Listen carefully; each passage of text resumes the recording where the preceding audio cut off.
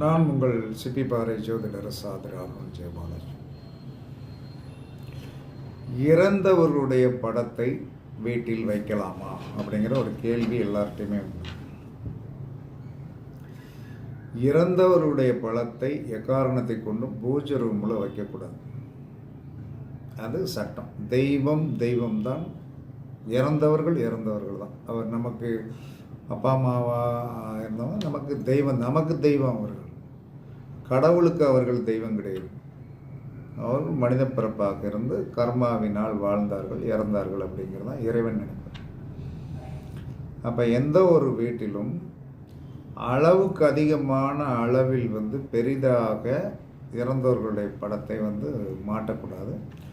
அதான் அவர்களுடைய முகங்கள் நமக்கு மறந்து போகக்கூடாது. அதான் அங்கே மெயின். அந்த அளவுக்கு என்ன சொன்னான்னா ஒரு ஏ4 சைஸ் தான். அதில் என்ன சொன்னான்னா அப்பா அம்மா இறந்து இல்லாமல் ரெண்டும் சேர்ந்து ஃபோட்டோவை ஜாயின் பண்ணி வைக்கிறது எவ்வளவோ இன்றைக்கி டெக்னிக்கல் நிறைய வந்துருச்சு. சேர்ந்து வச்சுக்கலாம். அதே சமயத்தில் இந்த படங்களை பூஜை ரூமில் வைக்கக்கூடாது.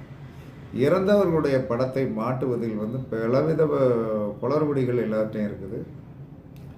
இறந்தவர்களுடைய படம் உங்களுக்கு நல்லபடியாக வேலை செய்யணும், அவர்கள் உங்களுக்கு தினமும் ஆசீர்வாதம் கொடுக்க வேண்டும் என்று சொன்னால் தெற்க பார்த்து மாட்டு.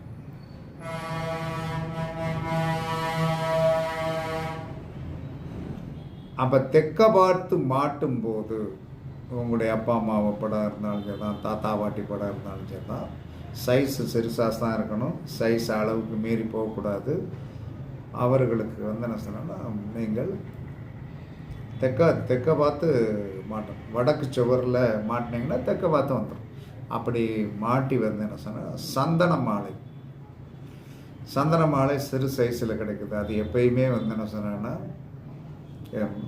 வாரத்தில் ஒரு நாளாவது கண்டிப்பாக என்ன சொன்னா வெள்ளியோ செவ்வாயோ என்ன சொன்னா கண்டிப்பாக பூ போடும்.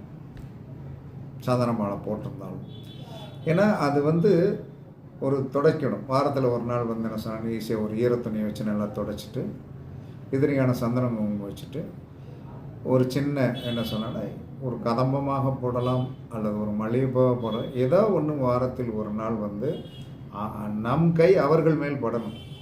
அப்படி பட்டு அந்த தெற்க பார்த்து நிற்கும் போது என்ன சொன்னால் நீங்கள் வடக்க பார்த்து நின்று தான் இந்த வேலையை செய்வீங்க. அப்போ என்ன சொல்லணும்னா உங்களுக்கு நினைத்தது பூராம் நடக்க வேண்டும் என்று சொன்னால் முன்னோர்களுடைய படத்தை தெற்க பார்த்து மாட்டுங்க. சிறப்பாக இருப்பீங்க.